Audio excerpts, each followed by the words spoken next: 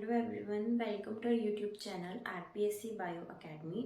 हम जो unit discuss कर रहे थे वो थी एनिमल टेक्सोनोमी। और एनिमल टेक्सोनोमी में हमारा जो फाइलम हमने कल स्टार्ट किया था वो था फाइलम एनेलिडा। हमने कल फाइलम एनेलिडा स्टार्ट किया था। हमने एनेलिडा के बारे में एक इंट्रोडक्शन देख लिया था। आज हम उससे आगे चलेंगे। हमने ये भी पढ़ा था कि एनेलिडा वर्ड लेमार्क ने दिया, ये क्वेश्चन असिस्टेंट प्रोफेसर में आ चुका है। और एनेलिडा जो वर्ड है वो एन्यूल से लिया गया है, जिसका मतलब होता है रिंग्स, यानी इनकी बॉडी में रिंग्स बनी होती है। इनकी बॉडी में जो मेटामेरिज्म पाया जाता है, जो सेगमेंट्स पाए जाते हैं, उनको एन्यूलाई कहा जाता है। ठीक है, हम इसकी फिजियोलॉजी पढ़ रहे थे। कल हमने इसका डाइजेस्टिव सिस्टम देखा था। आज हम देखते हैं इसका रेस्पिरेटरी सिस्टम।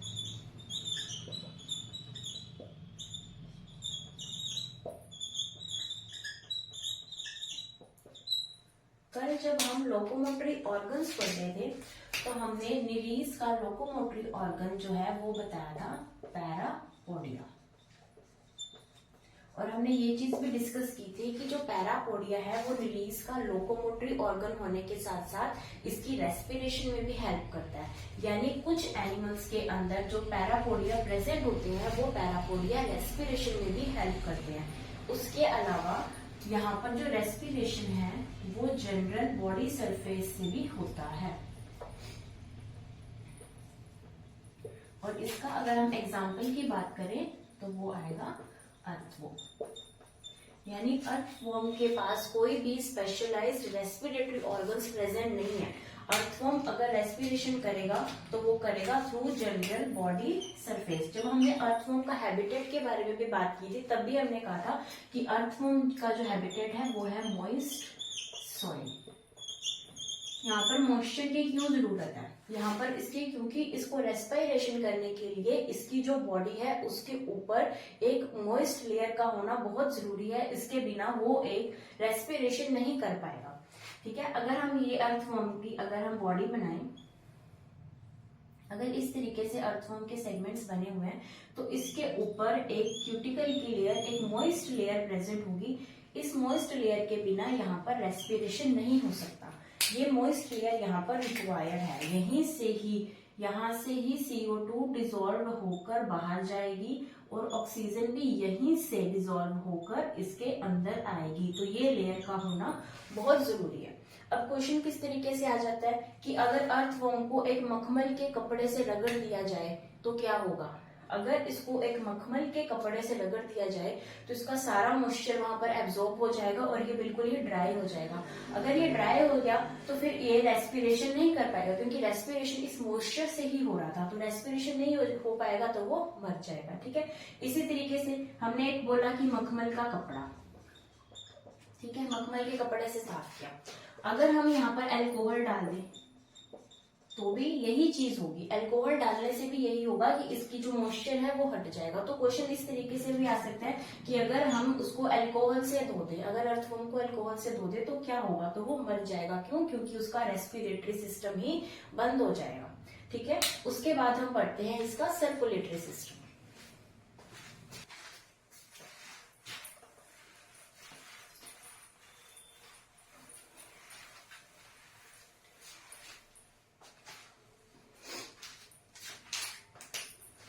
अगर हम बात करें सर्कुलेटरी सिस्टम के बारे में,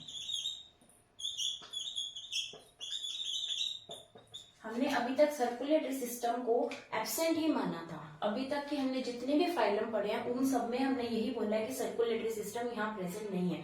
तो सर्कुलेटरी सिस्टम का अगर डेवलपमेंट की बात करें तो वो फाइलम एनेलिडा से स्टार्ट होता है। यानी यहाँ से सर्कुलेटरी सिस्टम स्टार्ट हुआ है। अब अगर हम सर्कुलेटरी सिस्टम की बात करें, हम पढ़ते हैं कि सर्कुलेटरी सिस्टम ओपन भी होता है और सर्कुलेटरी सिस्टम क्लोज्ड भी होता है। ठीक है, क्या यहाँ पर दोनों प्रेजेंट होंगे या कोई एक प्रेजेंट होगा? तो अगर हम एनेलिडा की बात करें तो कुछ एनिमल्स ऐसे हैं जिसके अंदर ये ओपन होगा, जैसे कि हिरुडिनेरिया, जिसे हमने कल क्या बोला था? लीच यानी जोंक। कुछ में क्लोज्ड होगा, जैसे कि अर्थवॉर्म, जैसे कि निरीज। तो इनके अंदर सर्कुलेटरी सिस्टम जो है वो क्लोज्ड होगा और हिरुडिनेरिया के अंदर सर्कुलेटरी सिस्टम ओपन होगा। जहां पर भी अर्थवॉर्म आ जाए वो चीज हमारे लिए इंपॉर्टेंट हो जाती है क्योंकि ये हमारे सिलेबस में अलग से दे रखा है। ठीक है, तो अगर क्वेश्चन है अर्थवॉर्म का सर्कुलेटरी सिस्टम होता है तो क्लोज्ड टाइप का सर्कुलेटरी सिस्टम होता है। अब अगर हम बात करें कि यहाँ पर क्या कोई रेस्पिरेटरी पिगमेंट प्रेजेंट होगा, जैसे हमारी बॉडी के अंदर रेस्पिरेटरी पिगमेंट हीमोग्लोबिन प्रेजेंट होता है, तो क्या यहाँ पर भी कोई रेस्पिरेटरी पिगमेंट प्रेजेंट होगा? तो यहाँ पर भी होगा, यहाँ पर भी होगा। कौन सा होगा? Hb। यहाँ पर जो Hb है वो प्लाज्मा में डिजोल्व होगा। हमारा Hb आरबीसी में पाया जाता है, ये प्लाज्मा में डिजोल्व होगा, प्लाज्मा की घुलित अवस्था में होगा, और ऐसे Hb को बोला जाता है एरिथ्रोक्रोनिन। यानी अगर हम बात करें कि अर्थवॉर्म के अंदर कौन सा रेस्पिरेटरी पिगमेंट पाया जाता है, तो हम बोलेंगे एरिथ्रोक्रोनिन पाया जाता है। ये है क्या? ये है Hb ही, लेकिन Hb प्लाज्मा के अंदर घुलित अवस्था में है, डिजोल्व्ड है, इसलिए इसे क्या बोला जाता है? एरिथ्रोक्रोनिन। ठीक है, और इसके अंदर एक एक्सेप्शन है। क्या एक्सेप्शन है? सबेला। सबेला एक ऐसा एनालिड है जिसके अंदर जो रेस्पिरेटरी पिगमेंट है वो है क्लोरोक्रोनिन। ये एक एक्सेप्शन है, तो एक्सेप्शन हमारे लिए इंपॉर्टेंट हो जाती है। अगर हम बात करें कि रेस्पिरेटरी पिगमेंट एनालिड्स में कौन सा प्रेजेंट होगा, तो हम बोलेंगे Hb डिजोल्व्ड इन प्लाज्मा। ठीक है, और अगर हम बात करें कि वैसे कौन सा होगा, तो इसको डिजोल्व फॉर्म में क्या बोला जाता है? एरिथ्रोक्रोनिन। और अगर हम बात करें सबेला की, सबेला एक एक्सेप्शन है, इसके अंदर क्लोरोक्रोनिन प्रेजेंट होगा। ठीक है, अगर हम बात करें हर्ट की, तो यहाँ पर फर्स्टली हर्ट जो डेवलप होगा, हर्ट अभी तक कहीं डेवलप नहीं हुआ, तो हर्ट का डेवलपमेंट कहाँ से स्टार्ट होगा? हर्ट का डेवलपमेंट एनालिड से स्टार्ट होगा। तो अगर हम बात करें अर्थवॉर्म की,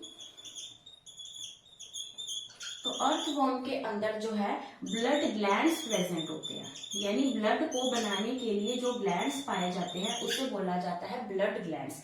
और ये 4th, 5th and 6th segment के अंदर ब्लड ग्लैंड्स प्रेजेंट होते हैं। ये ब्लड ग्लैंड्स क्या करते हैं? इस Hb की फॉर्मेशन करते हैं, जिसकी वजह से ये प्लाज्मा में डिजोल्व होकर और इसका रेस्पिरेटरी पिगमेंट बनाता है, जिससे कि इसका सर्कुलेटरी सिस्टम क्लोज हो जाता है। ठीक है, तो अर्थवॉर्म के अंदर सबसे पहले हर्ट पाया जाता है, और एक सबसे स्पेशल बात ये है कि यहाँ पर 4 पेयर्स ऑफ हार्ट यानी 8 दिल पाए जाते हैं। किसके अंदर? अर्थवॉर्म के अंदर। ठीक है, और उसके बाद इसका जो ब्लड बनाने वाली चीज है वो है ब्लड ग्लैंड्स, जो कि 4th, 5th और 6th सेगमेंट के अंदर प्रेजेंट होते हैं। तो ये हमने पढ़ा circulatory system of phylum Annelida.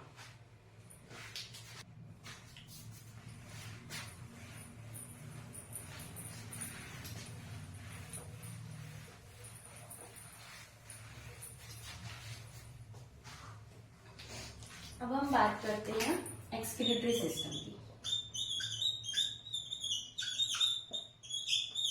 इससे पहले हमने प्लेटीहेल्मिन्थेस और एस्केल्मिन्थेस में बोला था कि एक्सक्रीटरी जो ऑर्गन्स है वहां पर थे प्रोटोनेफ्रिडिया, लेकिन अब उससे डेवलप्ड होंगे तो प्रोटो हटाएंगे, क्या बचेगा? नेफ्रिडिया।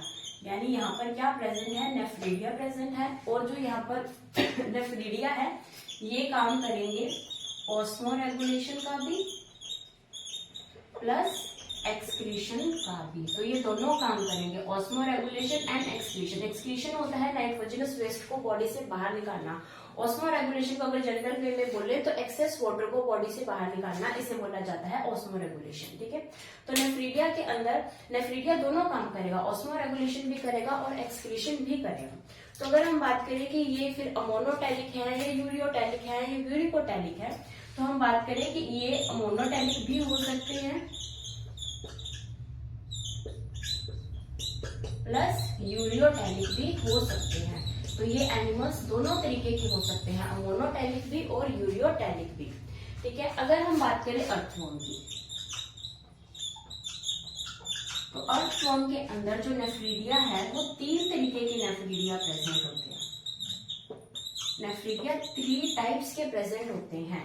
ठीक है, जैसे कि इंटेग्यूमेंट्री,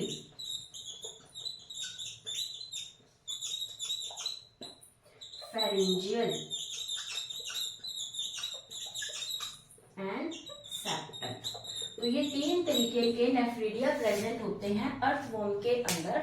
और इंटेग्यूमेंट्री नेफ्रीडिया जहाँ प्रेजेंट होते हैं वहां पर एक पाया जाता है फॉरेस्ट ऑफ नेफ्रीडिया।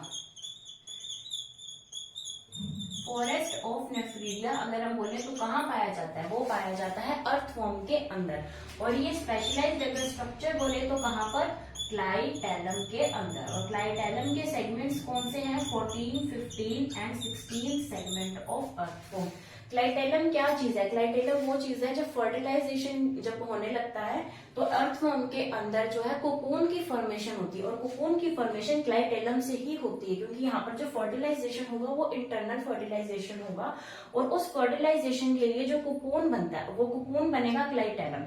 और क्लाइटेलम 14, 15 एंड 16 सेगमेंट के अंदर प्रेजेंट होता है, और ये क्लाइटेलम में फॉरेस्ट ऑफ नेफ्रीडिया यानी नेफ्रीडिया बहुत ही ज्यादा अमाउंट में प्रेजेंट होती है, तो इसे बोला जाता है फॉरेस्ट ऑफ नेफ्रीडिया। कहाँ पाया जाता है, अर्थवॉर्म के क्लाइटेलम पार्ट के अंदर।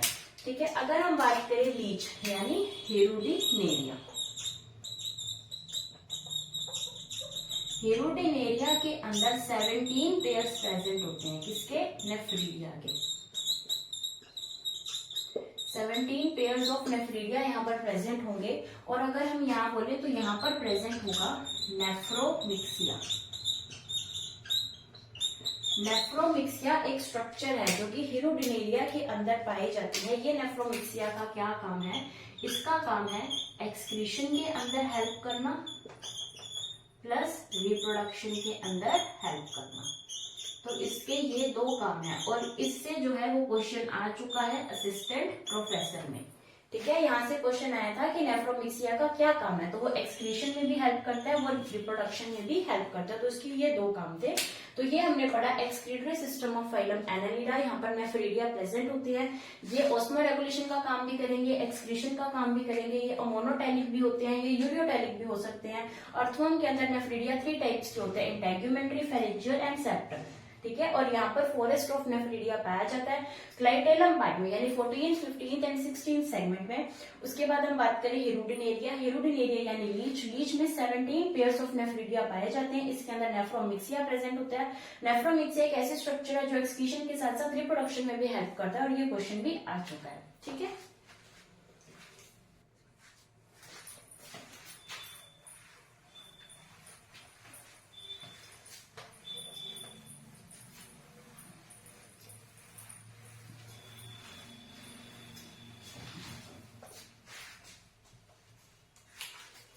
अब हम बात करते हैं नर्वस सिस्टम की।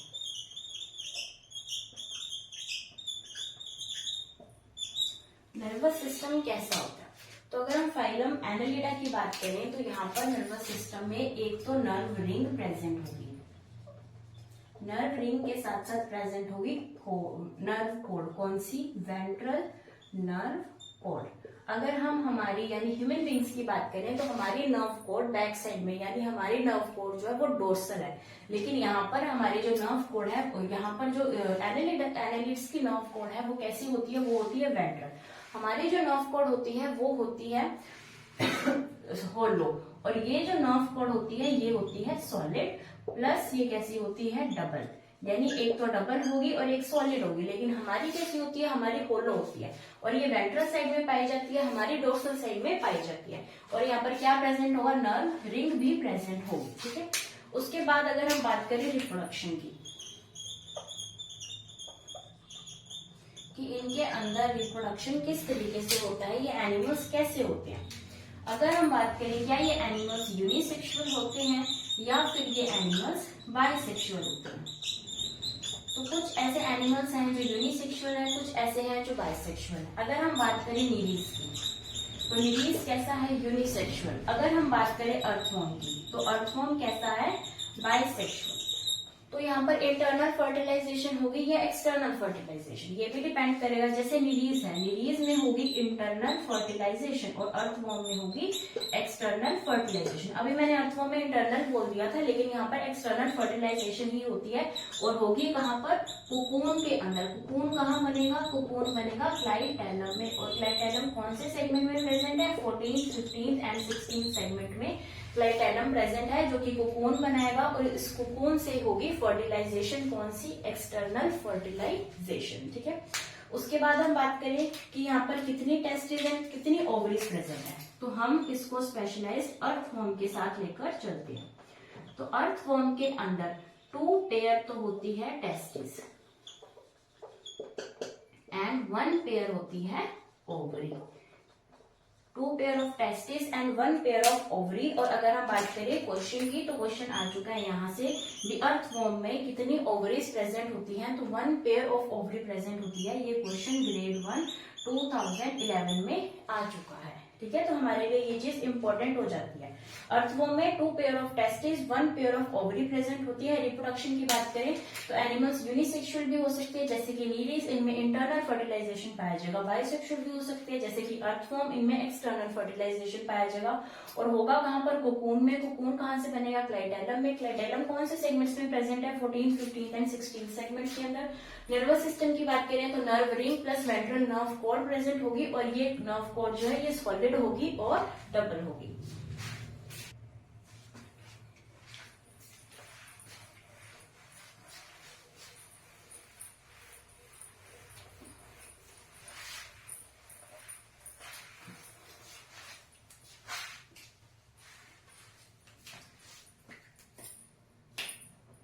अगर हम बात करें क्लीवेज की, तो क्लीवेज यहाँ पर पाया जाएगा स्पाइरल एंड डिटरमिनेट।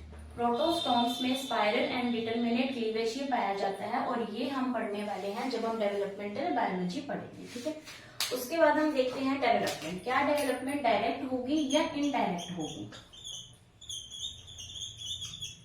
डेवलपमेंट अगर डायरेक्ट होगी यानी कोई भी लार्वा की फॉर्मेशन नहीं होगी, ये हो सकता है किसके अंदर, अर्थवॉर्म के अंदर। और जहां पर अर्थवॉर्म आ जाए वो चीज हमारे लिए इंपॉर्टेंट हो जाती है। क्यों हो जाती है, क्योंकि ये क्वेश्चन भी आ चुका है असिस्टेंट प्रोफेसर 2020 के अंदर। क्वेश्चन इस तरीके का था कि इनमें से ऐसा एनिमल बताओ जिसके अंदर कोई भी लार्वल फॉर्म प्रेजेंट नहीं होती, तो वो अर्थवॉर्म है। अर्थवॉर्म के अंदर डायरेक्ट डेवलपमेंट होती है, इसलिए कोई भी लार्वल फॉर्म प्रेजेंट नहीं होती।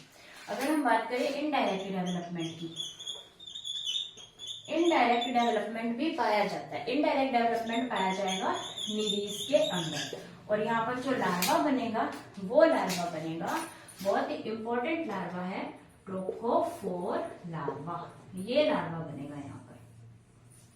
ठीक है, तो यहाँ पर अगर हम बात करें एनालिड्स के लार्वा को क्या बोला जाता है, तो ट्रोकोफोर बोला जाता है। ठीक है, तो अब हम बात करते हैं इसके सेंसरी ऑर्गन्स की। क्या कोई सेंसरी ऑर्गन्स भी इनके अंदर प्रेजेंट होते हैं।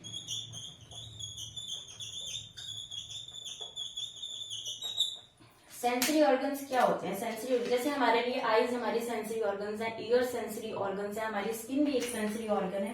वैसे इनके पास सेंसरी ऑर्गन्स के अंदर क्या प्रेजेंट होता है, फोटो रिसेप्टर्स प्रेजेंट होते हैं। ऐसे रिसेप्टर्स जो फोटो यानी लाइट को देखकर हमें बताएं कि यहाँ पर लाइट है। ठीक है, उसके अलावा यहाँ पर प्रेजेंट हो सकते हैं पैपिले, जो कि हमने पिछले फाइलम के अंदर भी पढ़े थे। यहाँ पर हो सकते हैं टेंटिकल्स, और यहाँ पर शुरुआत किसकी हो जाती है, सिंपल आई की। अभी तक आई हमने कहीं नहीं पढ़ी, तो सिंपल आई की शुरुआत भी कहाँ होती है, फाइलम एनालिडा के अंदर। अगर हम बात करें फोटो रिसेप्टर, तो ये तो अर्थवॉर्म में प्रेजेंट होते हैं, और ये जो बाकी हैं ये सारे प्रेजेंट होंगे नीडीज के अंदर। ठीक है, ये एक एग्जांपल से आपको बताया गया। ऐसे क्वेश्चंस कभी आए नहीं है इतने डीप, और स्पेशली सेंसरी ऑर्गन्स के ऊपर, लेकिन फिर भी हमारे सिलेबस में है तो हमने तो पढ़ना ही है। तो हमने बात की क्लीवेज की, हमने बात की डेवलपमेंट की। डायरेक्ट भी हो सकता है जैसे अर्थवॉर्म में है, इनडायरेक्ट भी हो सकता है जैसे नीडीज में है। लार्वा कौन सा है, ट्रोकोफोर लार्वा।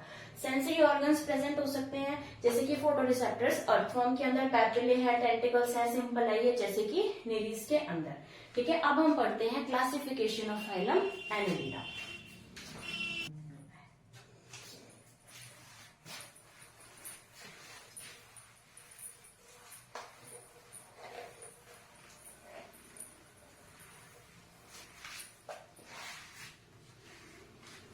अगर हम बात करें एनालिडा की क्लासिफिकेशन की, एनालिडा की क्लासिफिकेशन जो होगी उसका बेस होगा प्रेजेंस और एब्सेंस ऑफ सीटी। हमने कल बात की थी सीटी की, तो सीटी का बेस से ही हम एनालिड्स की क्लासिफिकेशन कर सकते हैं। ठीक है, अब एनालिड्स की क्लासिफिकेशन करने के लिए हमारे पास 4 क्लासेस देखने को मिलती हैं। इन 4 क्लासेस को लर्न करने का सबसे अच्छा तरीका है, हमने याद करना है पोहा। पोहा से ही हमारी 4 क्लासेस बन जाएंगे। कैसे? फर्स्ट क्लास है पॉलीकेटा, सेकेंड क्लास है ओलिगोकेटा, थर्ड क्लास है हिरुडीनिया, फोर्थ क्लास है अरेकिएनेलिडा। तो ये 4 क्लासेस हैं एनेलिडा फाइलम की, पॉलीकेटा, ओलिगोकेटा, हिरुडीनिया एंड अरेकिएनेलिडा। ठीक है, तो ये 4 क्लासेस है। अब इन 4 क्लासेस का हमने बेस क्या बनाया? प्रेजेंस और एब्सेंस ऑफ सीटे। तो इनके अंदर जो सीटे का नंबर है, इनके अंदर जो सीटे का नंबर है वो होगा ज्यादा। ओलिगो का मतलब ही कम होता है, तो इनके अंदर जो सीटे का नंबर है वो होगा कम। हिरुडीनिया के अंदर कोई भी सीटे प्रेजेंट नहीं होता और अरेकिएनेलिडा के अंदर भी कोई सीटे प्रेजेंट नहीं होता। सेकेंड अगर हम बात करें तो पैरापोडिया। पैरापोडिया का फंक्शन हमने पढ़ा था कि जो पैरापोडिया है लोकोमोशन में भी हेल्प करते हैं, उसके साथ साथ जो पैरापोडिया है वो एक्सक्रीशन में भी हेल्प करे, सॉरी रेस्पिरेशन में भी हेल्प करते हैं। तो पैरापोडिया यहाँ पर होंगे प्रेजेंट, यहाँ पर भी पैरापोडिया नहीं पाए जाएंगे, यहाँ पर भी पैरापोडिया नहीं पाए जाएंगे, यहाँ पर भी पैरापोडिया नहीं पाए जाएंगे। अब अगर हम बात करें कि यहाँ पर जो सेगमेंट्स हैं, क्योंकि हमने पढ़ा कि यहाँ पर सेगमेंटेशन पाई जाती है, यहाँ पर मेटामेरिज्म पाया जाता है, क्या सेगमेंट्स का नंबर जो है फिक्स है?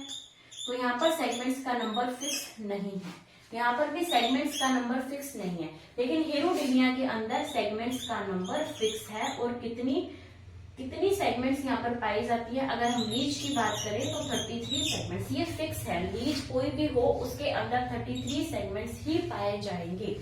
ठीक है, तो ये फिक्स है और यहाँ पर भी कोई फिक्स नहीं है। ठीक है, उसके बाद हम बात करेंगे लार्वा। क्या यहाँ पर लार्वा इसके अंदर पाया जाएगा? तो बिल्कुल ट्रोकोफोर लार्वा यहाँ पर हमें देखने को मिलेगा। ट्रोकोफोर लार्वा यहाँ पाया जाएगा, यहाँ कोई भी ट्रोकोफोर लार्वा नहीं पाया जाएगा, यहाँ पर भी नहीं पाया जाएगा और यहाँ पर भी लार्वा पाया जाएगा और नाम क्या होगा? Trochophore larva. ठीक है, उसके बाद हम बात करते हैं कि क्लाइटेलम की। क्या क्लाइटेलम प्रेजेंट होगा? क्लाइटेलम यहाँ पर एब्सेंट होगा, यहाँ पर क्लाइटेलम प्रेजेंट नहीं होगा। अगर हम बात करें यहाँ पर, तो यहाँ पर क्लाइटेलम प्रेजेंट होगा और वो क्या होगा? परमानेंट होगा। क्लाइटेलम यहाँ पर परमानेंट होगा, यानी क्लाइटेलम पूरा लाइफ टाइम इनका बना रहेगा और क्लाइटेलम 14, 15 एंड 16 सेगमेंट के अंदर प्रेजेंट होगा। अगर हम बात करें हिरुडीनिया के अंदर, तो यहाँ पर भी क्लाइटेलम प्रेजेंट होगा, लेकिन क्लाइटेलम कैसा होगा? टेम्पररी होगा।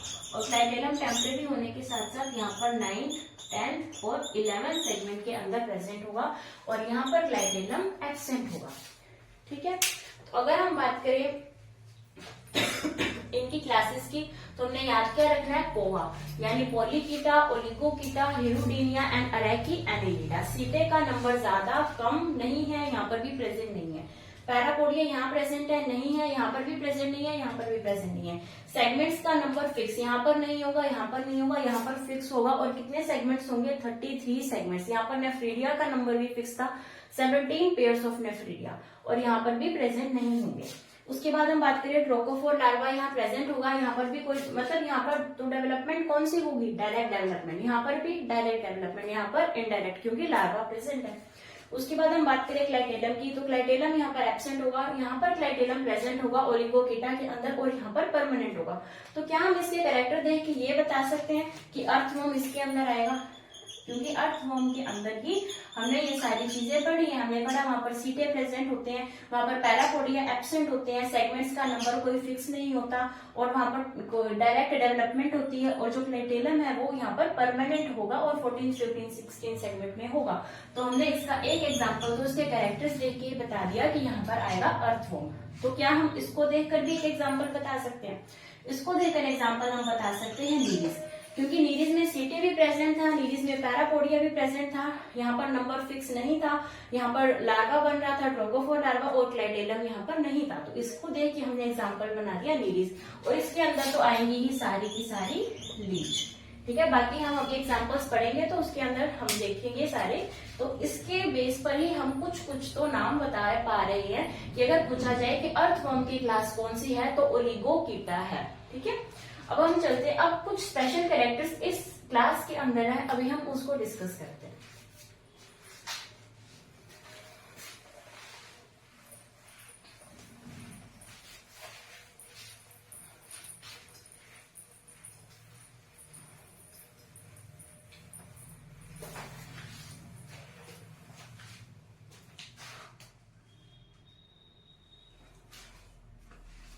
हिरुडीनिया के अंदर कुछ स्पेशल कैरेक्टर्स पाए जाते हैं। सबसे पहला तो ये एक्टोपैरासाइट है, यानी ये हमने कल भी बात की थी कि जो हिरुडिन एरिया होती है वो होती है सैंग्विवोरस, यानी ये क्या करती है, इसका फूड क्या है, इसका फूड है ब्लड, यानी दूसरों एनिमल्स के ब्लड को ये चूसती है।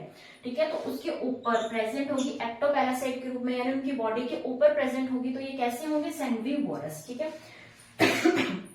उसके अलावा इसके अंदर एक स्पेशल बोट्रोइडल टिश्यू पाया जाता है जो कहीं पर भी नहीं पाया जाता है, सिर्फ इसमें पाया जाता है। ये बोट्रोइडल टिश्यू का क्या काम है, ये स्टोरेज के अंदर काम आता है और ये एडिपोज टिश्यू का बना होता है, यानी एडिपोज टिश्यू की एक मॉडिफिकेशन है बोट्रोइडल टिश्यू, और ये बोट्रोइडल टिश्यू हिरुडीनिया के अंदर प्रेजेंट होता है। ठीक है, और ये कैसा टिश्यू है, ये है मीजोडर्मल, यानी ये मीजोडर्म से बना हुआ है, तो ये कैसा टिश्यू है, मीजोडर्मल टिश्यू। ये कैसे है, ये है एक्टोपैरासाइट, ये खून को चूसते हैं, यानी सैंग्विवोरस है। अगर खून को चूसेंगे तो इसके अंदर क्या प्रेजेंट होंगे, दो सर्कल्स प्रेजेंट होंगे। कौन कौन से, एक एंटीरियर सर्कल और एक पोस्टीरियर सर्कल, तो इसके अंदर दो सर्कल्स प्रेजेंट होंगे। ठीक है, ये एक एक्टोपैरासाइट है, बोट्रोइडल टिश्यू है, इसके अंदर दो सर्कल्स प्रेजेंट होंगे। इसके अंदर एक एंटीकोएगुलेंट प्रेजेंट होता है जिसका नाम है हिरुडीन। हिरुडीन एक एंटीकोएगुलेंट है, यानी ब्लड को जमने नहीं देता, क्योंकि इन्होंने ब्लड को सक करना है तो ब्लड को जमने नहीं दिया जाता। ये हिरुडीन एक एंटीकोएगुलेंट इसके अंदर प्रेजेंट होता है। ठीक है, तो ये हमने बात की हिरुडीनिया क्लास की, ये एक्टोपैरासाइट है, बोट्रोइडल टिश्यू है, दो सर्कल है, इनके अंदर एंटीकोएगुलेंट प्रेजेंट होता है। अब हम नेक्स्ट लेक्चर के अंदर इनकी क्लासिफिकेशन को पढ़ेंगे और उसके साथ ही हमारा जो फाइलम एनालिडा है वो खत्म हो जाएगा, फिर हम स्टार्ट करेंगे फाइलम आर्थ्रोपोडा। Thank you.